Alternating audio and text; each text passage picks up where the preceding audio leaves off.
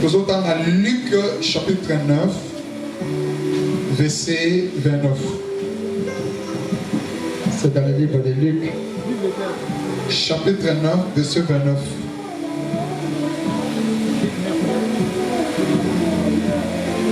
La parole dit ceci. Pendant qu'il priait,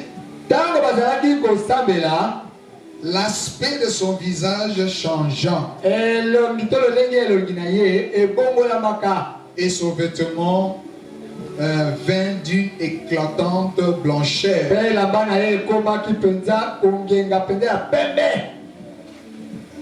Alors, on lit encore notre verset principal. Matthieu chapitre 20.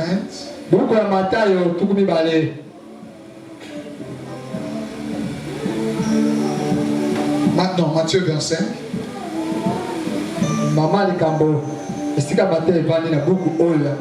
À partir du verset. Alors que le royaume des cieux sera semblable à une vierge ayant pris leur lampe, allèrent à la rencontre de nombre de Proverbe 20, 27.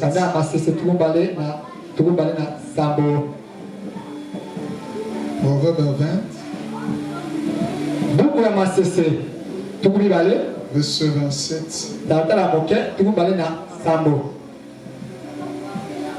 Les souffles de l'homme, c'est une lampe de l'Éternel. Il pénètre jusqu'au fond des entrailles. Que Dieu bénisse sa parole. Amen. Aujourd'hui, c'est la suite et fin. Le dimanche prochain, on va clôturer notre programme de 6 mois. Ça sera un culte exceptionnel. Ce sera une adoration. Parce que notre Dieu, il s'appelle aussi Oméga.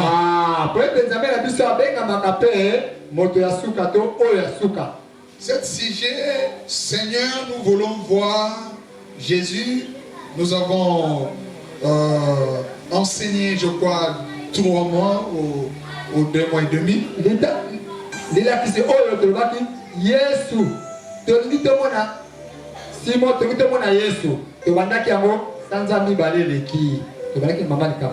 Cet enseignement a une seule but.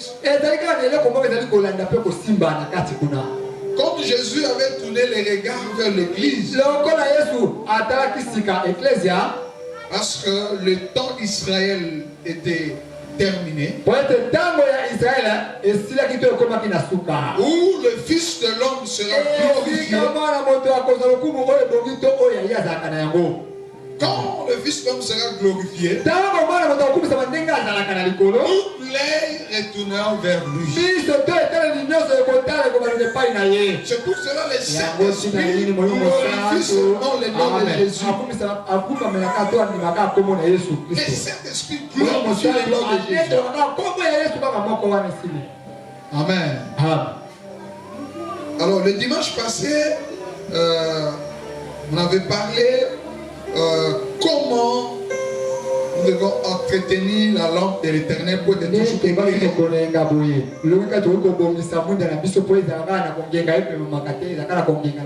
Parce que le Dieu vient pour rencontrer le bon. Il fallait que la lampe soit éclairée. Alors on a compris que cette lampe ici, c'est l'esprit de l'homme. Où chaque personne, quand les sons de la trompette seront là, et chacun l'homme de l'Éternel quittera la terre. Quittera ses corps de chair. Quittera ses temps. Pour aller rencontrer l'époux. Parce que Jésus lui-même, c'est lui le chandelier. Et nous sommes ses lampes. Parce que nous tirons notre source à travers son esprit. C'est son esprit. C'est son esprit qui nous permet que nos lampes éclairent. C'est le Saint-Esprit. Voilà pourquoi nous devons entretenir le Saint-Esprit. Il nous a dit, je ne vous laisse pas au frère. Je ne vous laisserai pas au frère. Mais je vous envoie une autre personne qui est le consolateur. Le Saint-Esprit sera avec vous jusqu'à la fin. Le Saint-Esprit, c'est lui qui va vous convaincre du péché. Alléluia. Du jugement. C'est lui qui nous conduit. C'est lui qui nous dirige. C'est lui qui nous permet que nos lampes soient éclairées. Amen. Quand devenons-nous une lampe de l'Éternel? Nous devenons une lampe de l'Éternel. Parce que nous avons reçu Jésus comme Seigneur et Sauveur. C'est là que le Saint-Esprit dans notre esprit et nous devenons enfants de Dieu. C'est là que nous sommes nés de nouveau. C'est là les Écritures disent les choses anciennes sont passées et toutes choses sont devenues nouvelles. Et nous sommes devenus nouvelles créatures. Comme une nouvelle créature, nous sommes des lampes de l'Éternel.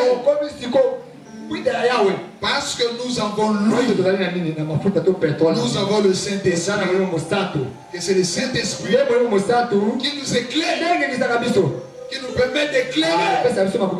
Le monde est éclairé à cause de la présence du Saint-Esprit à nous. C'est là que nous sommes de l'homme de l'Éternel. C'est là que la parole de Dieu à nos pieds, c'est une lampe qui nous conduit vers l'éternité. C'est là que Jésus il est notre chemin. Dans ce chemin-là, c'est lui qui est notre lampe. À nos pieds, il nous conduit dans chaque pas que nous mettons sur la terre dans son œuvre pour les servir. Parce qu'il nous conduit, parce que nous dirige. Il est notre ami. Il est notre protecteur. Amen. Et pour que la lampe soit toujours éclairée, nous avons parlé 4 piliers. On a expliqué le premier pilier qui est la prière. La prière dont la victoire. C'est là qu'on a parlé 1 Corinthiens 5. Chapitre 16 à 17. Non, chapitre 5, verset 16 à 17. La Bible dit prière sans cesse. Pour que votre lampe, ton esprit qui est la lampe de l'Éternel, et que l'huile ne soit pas séchée, doit m'aider à la vie de prière.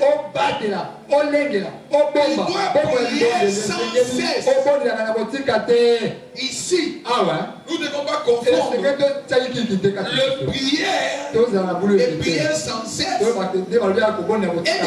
des prières de venir à l'église. À l'église, nous venons selon le programme de l'église. Mais prière sans cesse, c'est le prière en esprit. Donc tu peux être là à la maison, mais ton esprit en prière.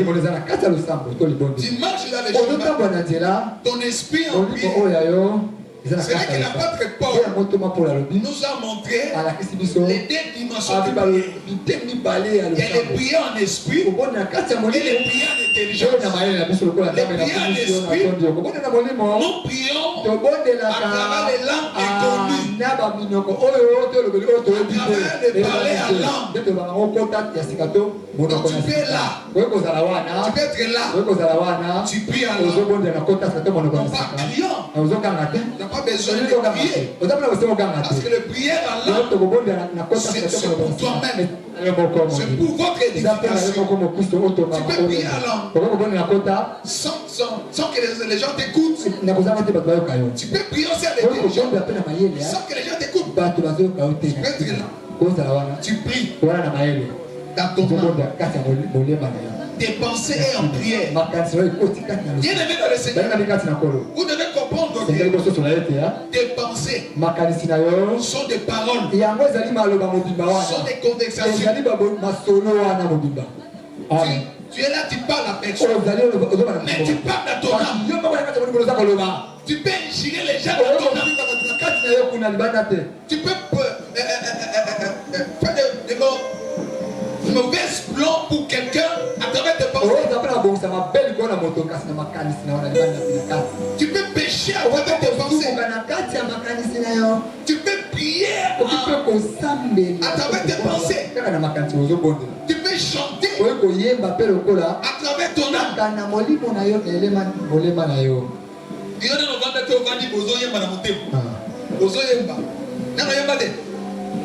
Alléluia, Église. Nano yembate. Okoki obandi ozo prier na motema na mutozo okate. Ozo prier sérieusement na motema. Ya mon Bible le Bible prier sans cesse. Ça veut dire quoi? Ne laisse jamais ton esprit vide. Mais ton esprit soit toujours dans la présence de Dieu. Dans la présence de Dieu.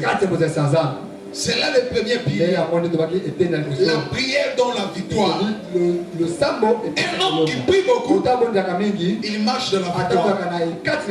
Dieu donne toujours la victoire. Un homme qui prie beaucoup n'échoue jamais. Dieu donne toujours la solution. Et la deuxième pilier, on avait parlé. La prière augmente la capacité spirituelle.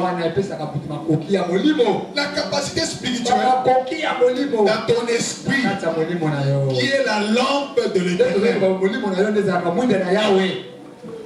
La capacité spirituelle est le résultat de votre foi. On peut lire Hébreux chapitre 11. Je voudrais vous rappeler les deux parties qui restent. Hébreux chapitre 11 dit ceci. J'allais très vite. Hébreux chapitre 11 verset 5. Sans la foi, il est impossible et lui est agréable. Car il faut que celui qui s'approche de Dieu croit que Dieu existe. Il est le rémunérateur de ceux qui le cherchent. Celui qui approche de Dieu, tu peux approcher de Dieu à travers ton esprit. Tu peux approcher de la présence de Dieu dans la prière à travers ton esprit. Mais la force Mais cet approchement, c'est ta foi. C'est ta foi. Si vous n'avez pas la foi, ce que tu fais, c'est rien. Amen. Voilà pourquoi la foi est très importante. Nous avons besoin de la foi efficace. Notre esprit, qui est la lampe, qui nécessite la puissance de la prière pour renforcer et augmenter notre foi à nos actions que nous posons dans l'œuvre de Dieu. Quand vous avez la foi, bien aimé, les gens vont voir la puissance de Dieu. Les gens ne voient pas ta prière. Mais la conséquence de votre prière, à travers la foi que vous communiquez, et on va voir la puissance de Dieu. Voilà pourquoi la deuxième pilier pour entretenir la lampe de l'éternel, ton esprit, c'est la prière. Montre cette capacité spirituelle. La prière qui te donne encore cette force-là qui est plus efficace. Au moment des épreuves, si ta foi n'est pas efficace, alors tu vas mourir. Bien aimé, il y a des temps que nous passons dans la vie. Il y a les temps des épreuves. Alors l'ennemi regarde ta foi. Ta foi, mes frères. Tu as besoin de boucliers de la foi. Il dit le bouclier de la foi. Les flèches là. Il n'y a qu'un impact dans ma vie. Tu vas échouer. La victoire m'appartient. Comme tu déclares la victoire t'appartient, cette lumière qui dégage, les gens vont voir la victoire. Et quand tu vas ouvrir la bouche pour témoigner le miracle que le Seigneur a fait dans ta vie, les gens vont commencer à dire, en tout cas ça, oui. La chose que l'ennemi combat dans ta vie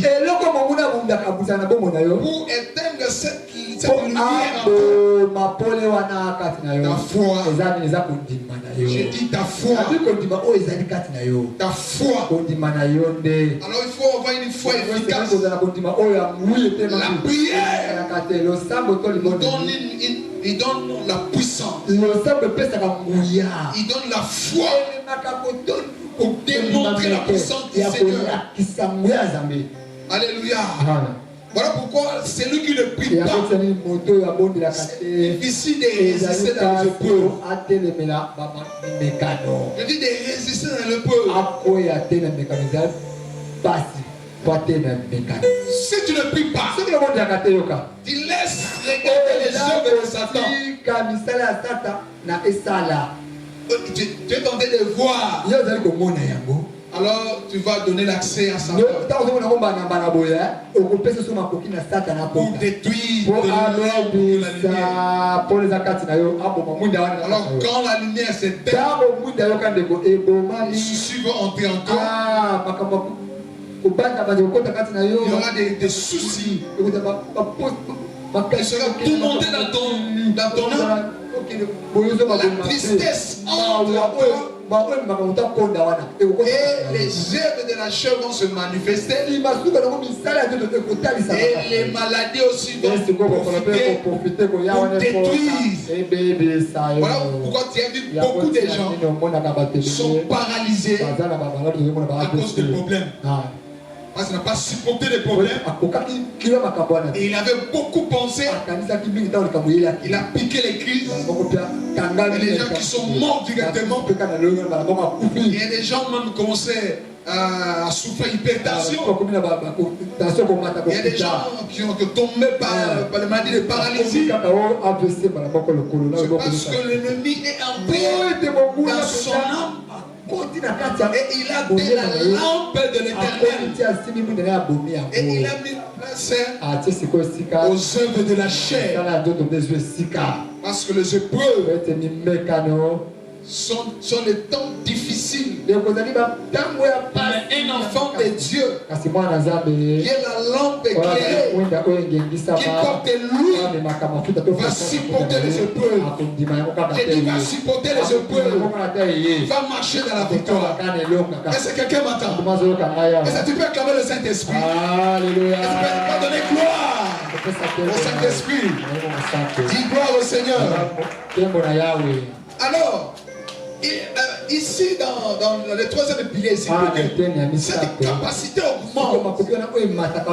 Dans la prière, il y a trois éléments. Il y a des éléments qui permettent que la prière soit efficace. Pour augmenter la foi. La première chose, la louange. Alléluia. Dans la prière, si tu veux garder l'huile, soyons des louanges. Lorsqu'il y a des épreuves, loue le Seigneur.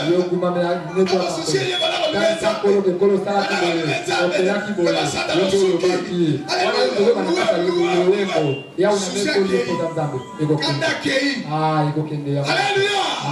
Et c'est le temps d'une montée. La louange, c'est l'un des éléments qui permet d'augmenter la capacité spirituelle dans la prière. La deuxième chose, les actions de grâce. Les actions de grâce. Bien-aimé, si vous goûtez le mystère qui est si les actions de grâce, oh, tu vas glorifier le Seigneur. Dans chaque épreuve, il faut avoir l'habitude. Le bien Satan joué aux œuvres d'action de grâce. Dans l'onia, Nzambe c'est abikisi. Nzambe c'est pas de opesi na action de grâce. Action de grâce et si Satan a sonne. Action de grâce na yo. Et pousser Nzambe. Ako kisali kambo. Maboko pamba te, na eloko na maboko na yo ye na go. Donc là moi na Nzambe tamboloka na révélation action de grâce. Et moi c'est la besoin ça m'a tondi. Vous avez bitumba. L'homme n'a qu'à action de grâce. Bitumba yé na mona. L'homme n'a action de grâce pour la mona wana. Na bitumba wana. Aussi pour t'appeler le diplôme. L'homme n'a action de grâce. Amen. Alléluia. Aussi pour t'appeler le mariage. L'homme a déjà action de grâce. Amen. Que Satan au sou qui a joué. N'a pas sa mariage joué. Amen. Et qu'au salema. Gloire au Seigneur. Satan a sa mariage na yo. L'homme a action de grâce. Qui a échoué. A échoué. Amen. Amen. Troisième point. La confession. Un homme qui veut garder lui, garder la présence du Saint-Esprit, c'est un homme qui s'humilie dans la foi de Jésus. Il ne veut pas que les choses demeurent dans son âme. Il ne veut pas dormir avec le problème des gens dans son âme. Amen. Quand on a un problème, les gens dans mon thème, gloire au Seigneur. Soit les gens qui ont si le boss a dit ok. Soit qui a dit que mon thème, quand tu as toi, ça mon thème à pour. La mort et la résurrection.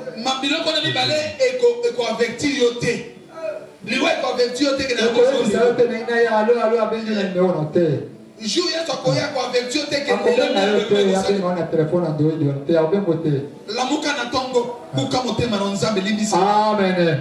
Quand nous sommes souvent qui va ndoto ma be na lotaki. Nzambe yokelanga mawa.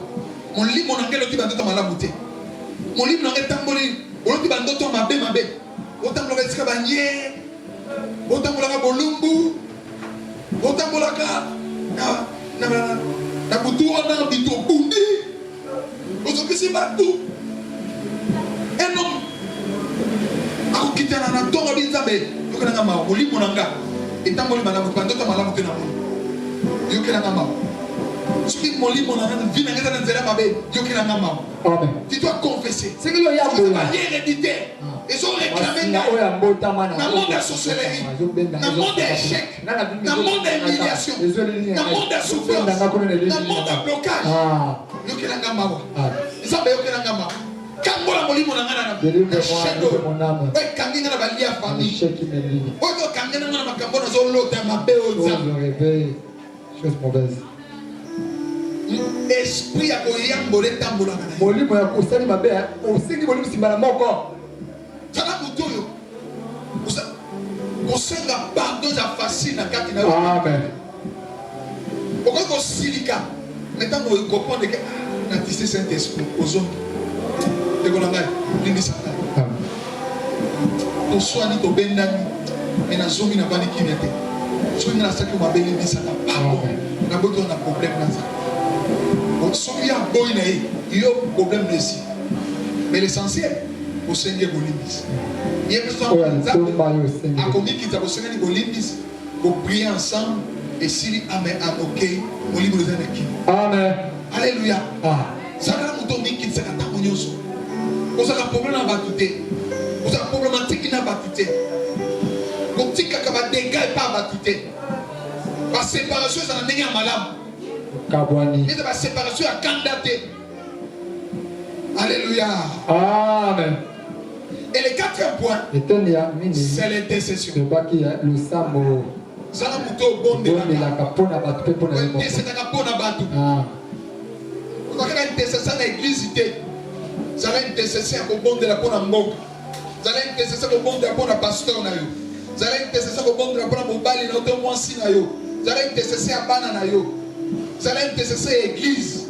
Au bon de la bonne église. Quand on a 10 jours de prière, il y a clôture. Il y a 6 mois de prière. Vous allez intercesser à intercéder pour la brebis. Pas bon, on a mis thème. Ça va dire dans notre belé. Tout le monde va dire comment on a mis thème pour témoigner. Tout le monde a dit qu'on Kangola. Ça l'a intercessé pour la Moussa dans Zambé. Ça l'a intercessé pour les Thomas dans Zambé. Amen. À ton côté, l'équipe d'intercession, les gens pour tout le monde, les autres bons de la bonne dans Zambé. Ils ont bon de la bonne équipe à ma maman. Ça va être bon de l'équipe à maman. Ça va être zèle à ma maman. Et qui va mettre les mains. Quand tu as prié, les gens vont voter sur ma maman. Amen. Ils ont bon de la bonne équipe à ma jeune. Ils ont bon de la bonne équipe à ma papa. Pour que les gens battent sur ma papa. Nzamba a opéré mon thème. On a toujours partenaire dans la Moussala. On a $5 pour la Moussala Nzamba. On est là pour que Nzamba dise ma partenaire est belé. On est sur mon côté. On va à 10, à 20. Ma partenaire va soutenir Moussala Nzamba. Quand on commet belé, on a fait coup. Il y a un qui est belé. On a fait Moussala Nzamba qui est liboso. Priez. C'est l'intercesseur. Et ça va augmenter la capacité spirituelle. Enfin, la requête. Les amis, malombito, kobo de la pone na likambo songolo. Bon, il n'y a pas de problème. Alléluia. Les éléments, ils ont aussi que prière, ils ont l'efficacité, la louange, les actions de grâce, la confession, l'intercession et les requêtes. Les actions de grâce, ça peut m'embêter. Les actions de grâce aussi dans la prière. On peut pas distinguer les actions de grâce que vous posez en tournant comme une offrande et les actions de grâce dans la prière. Nous sommes des œuvres d'actions de grâce dans la merveille. Amen. Alors maintenant, aujourd'hui, on va clôturer dans Thérèse 2. La troisième pilier et la quatrième. Alors le quatrième pilier, le troisième pilier, la prière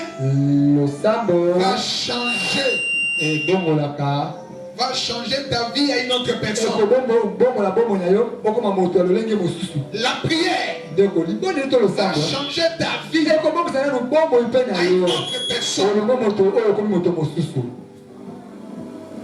Pour que tu sois réellement l'homme de l'éternel. La lumière de ta vie soit toujours éclairée. La prière va changer ta vie.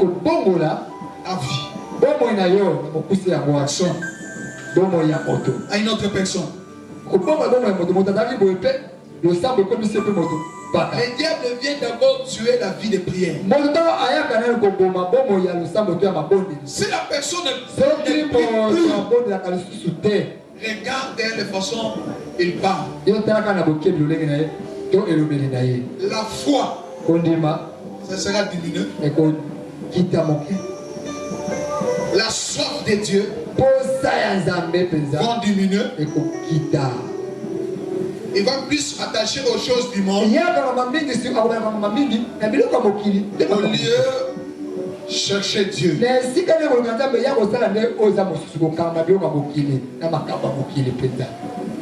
Parce que la prière, quand vous priez beaucoup, vous augmentez la puissance de Dieu. Pour la lumière de Dieu. Et les gens vont voir le fruit de l'esprit. Et cette fruit-là, ça va se réaliser par cette transformation. Par tes comportements, par tes caractères.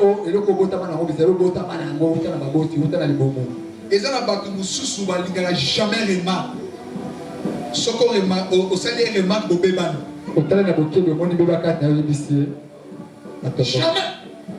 Et ça n'a pas si vous mobile n'a pas opéré la rose et remarque. T'es pas au bébé dans les gars mabé. Papa salaire remarque. Papa. Il y a une salaire remarque. Oh remarque c'est important. Et qu'on permettre que les camboles mec au sol comprendre. Les années mabé au tiki. Maintenant on linga salaire remarque. Non qu'il y a kufa. Ba foyer mingi. Et d'aller au bébé à cause parce que mobile alingi basalaye ba remarque te ba pese conseil te moi si alingi basale ba remarque te ba tika sa makamuna ye makamuna etali yote oh mais etali yote etali ngatendenge ni pour toujours vendre ensemble toujours vivre ensemble toujours aller ensemble quand on se monte ma belle faut les bisa yo amen le lingina ye bisa ote pona c'est que on lingana tika yo pour tiko dengo ezamabe. Au lieu qu'il y ait des actes. Alléluia. Amen. Mais un homme de prière, une femme de prière, aime de remarques.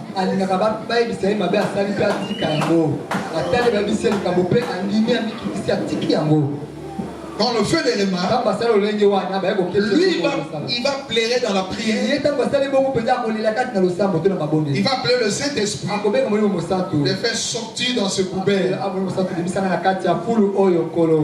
Va prier. Que le Saint-Esprit change ça. Il y a des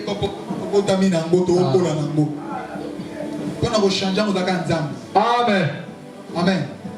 Mais ce que Saint-Esprit a changé, a changé. Et c'est mon demande de la nangaï. On va changer facilement. Quand c'est pas la Bible, on va gagner la caillotte. Mais aussi, on va gagner la caillotte. Ni mayango, on peut permettre au boucan. Oh, on va battre le la ligue. So, on va battre. Mais nous avons besoin de battre. Oh, le père a ça le remarque pour boucan. Amen. Ozonga na nzela, ozonga lokola mwasi, mobali na besoin ya mobali musu na kati ya ndako te. Mibali bazo kunda na kati non, ana besoin ya mwasi. Ana besoin ya douceur ya mwasi. Ana besoin ya amour ya mwasi. Ana besoin ya un plus ya mwasi azomema. Amen. Mais s'il sent que la personne que je vis avec elle, quelque chose ne va pas, il y a un problème. Une bonne femme laisse son mari dormir sur elle. Il est transformé. Et la femme qui ne veut pas que son mari est transformé, c'est un couple problématique. On va arriver à la divorce. Mais un enfant de Dieu ne marche pas pour divorcer. Mais si quelqu'un commençait maintenant, la divorce monte sur sa tête. Regarde la personne. Il manque lui. Il fait semblant de prier. Il fait semblant de venir à l'église et porter la Bible. Entrer dans le programme. Mais s'il ne change pas, il ne sait pas reconnaître que tes fautes à la maison. Il ne veut pas changer. Même les anges descendent. Il ne va pas changer. Mais écoute les enseignements. Pourquoi les enseignements ne changent pas la personne? Parce qu'il n'a plus l'huile. Le Saint-Esprit n'est pas à elle. Même que ce soit un homme, il ne veut pas écouter ta femme. Ta femme te ramène dans les chemins. Tu ne veux pas écouter. Mon frère, tu vas mourir. Vous priez. Mais tu es entré dans le chemin. Comme une vie à Bassi, comme une vie à Massanga, comme une vie à ma camarade, à ma belle. Si tu sois tu dois ça. Ma collègue doit ça. Mais vie n'a pas influencé le sauté. Mais vie n'a dit so influencé les bango. On comprend que si on a un problème, on va se confier pas. Au fur et à mesure que se confie pas, un jour mais ceux qui yo, pas comme confiance yo. Pas qu'est-ce qu'on met la boque. Il va tirer ma sac à boque. Yo peut on a lobby ah. T'as pas fait bon on a pas tiens. Bon on la boque na mulangia. Ya. Comment il va faire ça quoi coca. Tiens on na mulangia coca. Et coca va te ba komona. Atina milanga matina ou bien. Alléluia. Asobi ba jio. Yo ba kazu a condition yo ka to mélange. Aso mélange. Soka zo église asobi ba shingom et tondi na mnoko. Yo ka to lia ado de pour à dégager sur la masanga. Mais si tu n'écoutes pas ta femme, si tu n'écoutes pas ton mari, le Seigneur il a permis que vous soyez en couple. Qu'elle ne soit pas seule. Pourquoi deux?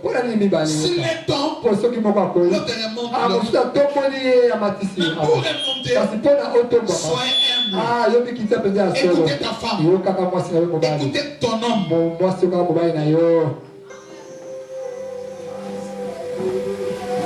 Cela il y aura des changements. Les diables travaillent pour que vous soyez plus vous êtes deux mais devenez un. En deux. Mais vous devez devenir un.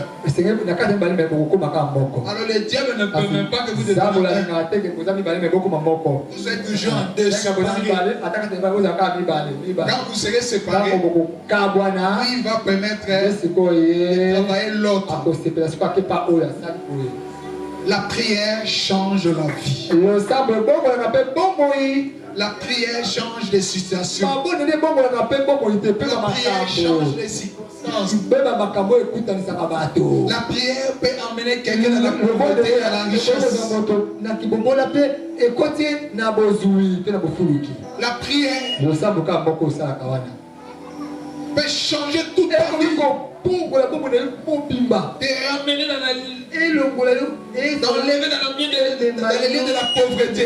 D'amener là où se trouve le grand.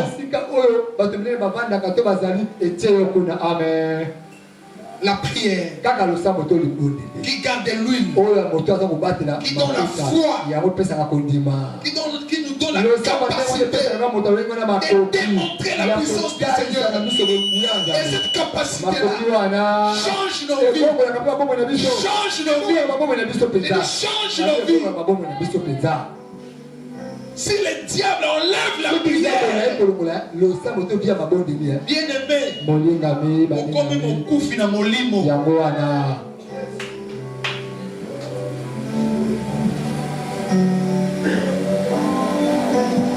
Et ça m'a comme mususu.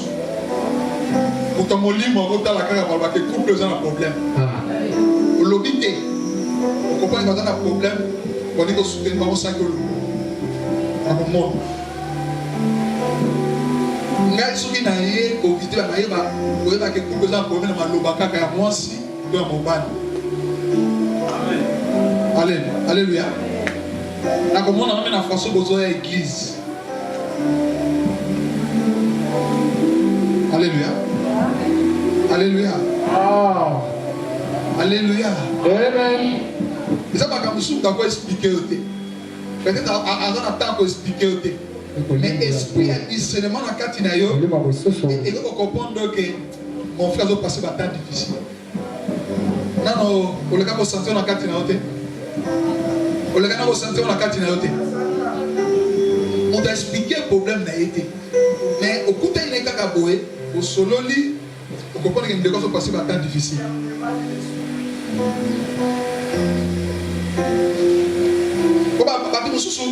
On continue jamais à comprendre que ce problème n'a été. Mais on a mon thème. Parce qu'on a confiance en thème. On a passé dans cela. Qu'on fait l'immense aussi. On a passé dans mon thème. Mais pour on va passer dans le monsieur Zé. Ce qui m'ont signé à Kendaki. Et t'as vu. Vous avez vie privée dans Bango. Bon, il y a pas de balai kaka. Aux salades qui vont nater. Quand on fait que aux salades qui étaient. Comme on le cabot, Dieu, il y a famille à moi, si papa. N'est pas qu'on s'en a boyé. Et là, on va pas la famille à passer balinga à bisoter. Ça fait la famille à mon balinga kayote. Na kaya problème, pas tout balinga kayote, pas qu'on nous kaba. Pas des fois, Mickey, on a passé, on a randoki. On a mon kaye boyé. Quand on y a pas su en go, à comme quand le bango devant banguna na yo, banguna basu en go bien argument. Comme dans un monde très dangereux. Il y a des ce que nous autres à l'école. Les seuls amis fidèles. Molinga mi asembo, izaka moyo musato. L'ami fidèle est dans. Molinga lolenge oyo penza azali sembo. Dans Jésus. Tu azali tona motema molai. Eza na ye kati na Yesu Kristo. Un ami fidèle. Molinga mi asolo. Takuzolela. Akitakatina niveau zolela. Abandi atalongoli bozambe na yakiti. Azikiti. Zoto alati zoto lokola yo. Magema sumu yo sali.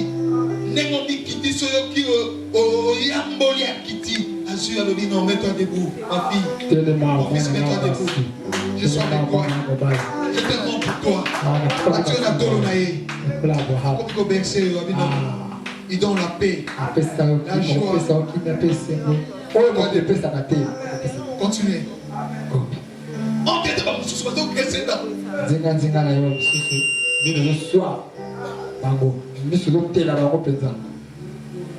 La prière.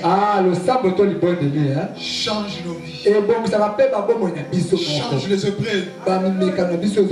Change les difficultés. La prière. Le sabbat nous donne la joie. Et puis ça nous fait la tranquillité. Là où personne ne peut entrer pour te donner la paix. Mais la prière est approchée l'homme de la paix. Qui est Jésus-Christ. Mon Dieu seul. Seul. Avec amertume dans les cœurs. Seigneur, pourquoi ça? Pourquoi seulement moi? Et lui, il est là. Lui, il est là. Il est l'huile pour toi. Il est clair ton âme. Il donne la paix. Il donne la paix. Tranquillité dans ton âme. Et tu passes tes épreuves dans la joie. Jésus sait que Satan a entendu la moutière de bien. Atika kuna yebe. Atikio. Amen. Amen. Amen. Amen. Élevez le main. Laissez déclarer sur la prière. La prière. Les amis qui ont changé. Inangai. N'avait preuve nazole kisa. Nakole kisaka. Les seules choses. Où ils ont changé ngai. On a mon victoire. Na vivre victoire. Nazana kimia. C'est la prière. Amen. Acclamez le Seigneur. Alors le dernier point. La prière. Détruit le plan des diables. Détruit le plan du diable. Détruit le plan du diable. Le plan du diable. Il y a un moment donné, dans la fin d'année, on a prié à 21 jours. On a besoin de possession et année. Pourquoi? Avant qu'un ennemi ait attaqué, on a déjà possession. On a déjà possession. Tant que déjà sur côté. Au lieu de Koda, au banda bitumba ko bimisaye, au yemite et aux attamboni. Prière na biso à 21 jours de possession et année. Peut-être ça veut dire que mois à janvier, si mois de mars, et ça quand moi ça dans la côte ça quand bajana e ba déguisaka tout autour de biso. Pour comment na mutu banga yeli yo mutu malamu, camarade malamu, ndeko alingaka yo, mais on a une mission dans le monde des ténèbres. Mission batindi ezani. Quand on a attaqué l'année passée, année oyo batindi e pas luka ndenge nini ba échoué qui année passée ba zoye peut-être que tant on va beta o kibota wana na mo ba beta kibota nzamba longola ki et pourtant ba zoye qui déjà ba était le ligne échappaki na contrôle na bango et pourtant ça qui déjà na ba radar na bango déjà et si ba côté là qui on a par contre, là, on a l'ibal, mais n'est pas raté. N'est pas raté qui moi n'a alors, bah, au titre de la yo, bah, à Jean et à Satan. On comprend que était. On titre que koye baté. On même pas l'idée à soupçonner ma bé. Au Satan attend au titre de l'homme, au titre de l'homme, oh, soupçonner était. À au titre de l'homme, on tient même pas idée.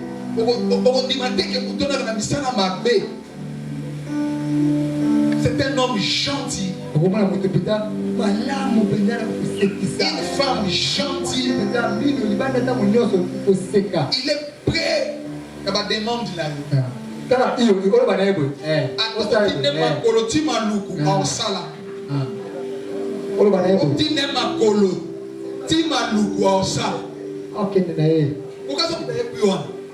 en ambition. Et là on y a zolo. On a confiance.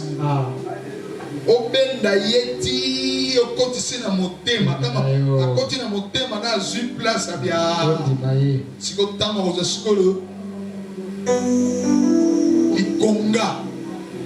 Que mbeli a tsubayo bosi la neka kawana. Tango sa kokisi mission na ye. Azui molimo na yo toya mobali na yo toya bana na yo o batinda ki e azui yango akena no inde na monde à ténèbres alobi na kokisibiso yango bazui molimo wana bakotisi na prison ici na tango no moni a changé moto azaki docile respect on a comme ko changer comme ko changer Pas problème est bandi. Il faut nous séparer dans les malades. Pour séparer dans les problèmes. Pour soigner, pour bendani. Parce que à qui on a tout le monde pour permettre que ceux qui vont dans la flèche va mettre facilement. Pour ceux qui vont séparer dans Kenya, et ça va la porte au Kangama. Il faut séparer dans les malades. Pour que ça la pole, pour y être dans la facilité. Tu n'as pas la facilité pour détruire nos malades. On a ça qui est et ça soumis déjà tiki nanda sur les autres sumbakuna et les autres mananda y a ça qui et ça suit. Alors ma prière aux Akanango de janvier au mois de juin et permettre que dans 3 mois d'abisso pour la combien de ça la nani ya satana. Mutunyo soit comme déguisé tout autour na yo. Ata la moisi. Ata la mobali. Oye bayete. Mission zo ya nango. Ebe bisama. Amen. Amen. Akuta na obstacle. Ibakato mapaku. Ata kota kina ndatu na yo. Mopanga na nzambe. Alléluia. Alala te. Yemoga kima. Zana. Yogo la kusu. Ayaki pour hasta la 3 mois. Une semaine. On a kenanga. Nini? On a kenanga. La ken. Akini. Akini. On va ange bazo. Bête et mutu mobimba. Azu. Dieu ko saniya. Anyati. Ba ange ba tamona ndako na mutu mutu. Dieu ko semble na ba ange ba tambola. Ba ba ta chambre. Na ba cuisine. Oh, c'est bon. Akuti ya ngabi na yo. Moi, je me dis, voilà, Utu, de minuit à 3 heures, vous avez monté la nanda.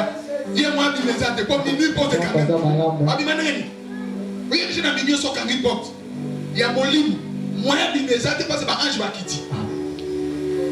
La prière détruit les œuvres de Satan. La prière détruit les œuvres de Satan. Oye, bâté. Mais une forme de prière, un homme de prière, quand il prie, il détruit les œuvres du diable. Le flamme, parce que vous êtes de l'éternel. Dans cette lampe qui est ton esprit, il dégage une flamme, un feu. Moto ni batu balobaka likola moto ba tina moto te. Yo zo na ngai. Ole ka ko détruire moto c'est quoi? Papa, ole ba tina moto te. Moto eza ko uta na flamme. Ouais, lié sur ton esprit na biso. Parce que les écritures disent l'esprit de l'homme c'est la lampe de l'éternel. Cette lampe là, il dégage quoi? La flamme de feu. La flamme de feu. Dans cette flamme, il dégage la lumière. Et la démonstration de la puissance à travers la prière. Voilà pourquoi nous dégageons le feu. Quand tu pries, évoque le feu. Le feu se trouve en toi. Le feu se trouve en toi. Le feu se trouve en toi. Il dégage le feu. Quand tu pries, il dégage le feu. Le feu là, j'avais dit ici, dépend de la dimension que vous entrez dans la présence du Seigneur. Il dépend de la dimension de ton intimité avec Dieu. Nous donnons la vie de prière à Mouké. À libérer ton Mouké. On a fait la vie de prière à Mouké. À libérer ton amour.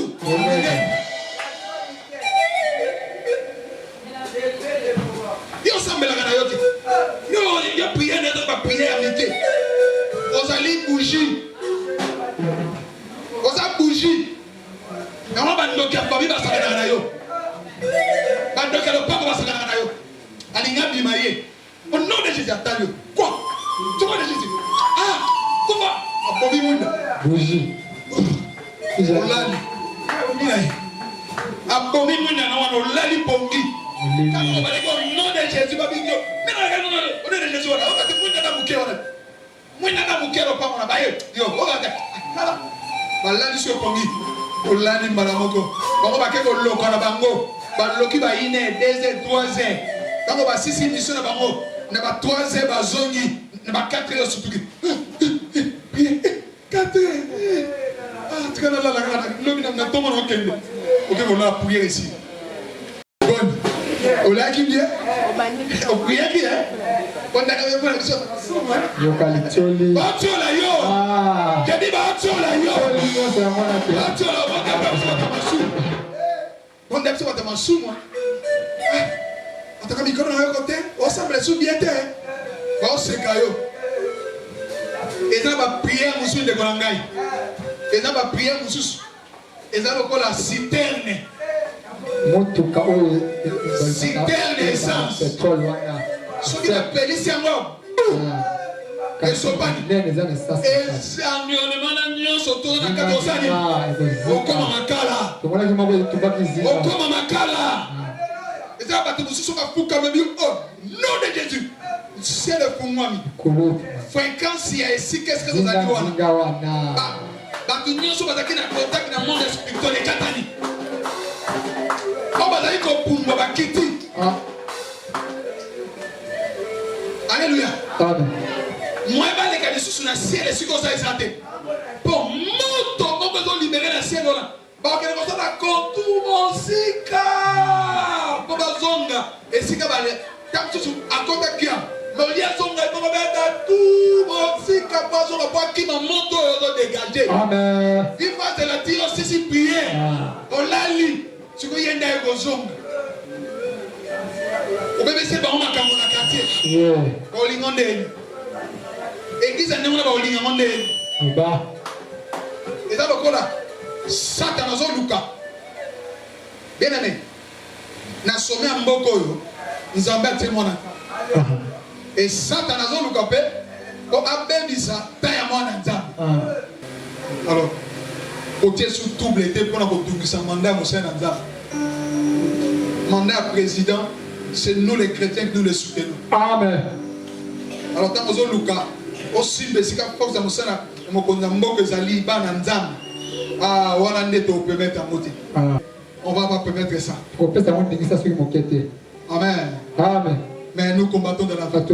La prière et tous les œuvres de Satan. La prière donne la victoire. La prière augmente les capacités spirituelles. La prière change la vie des gens.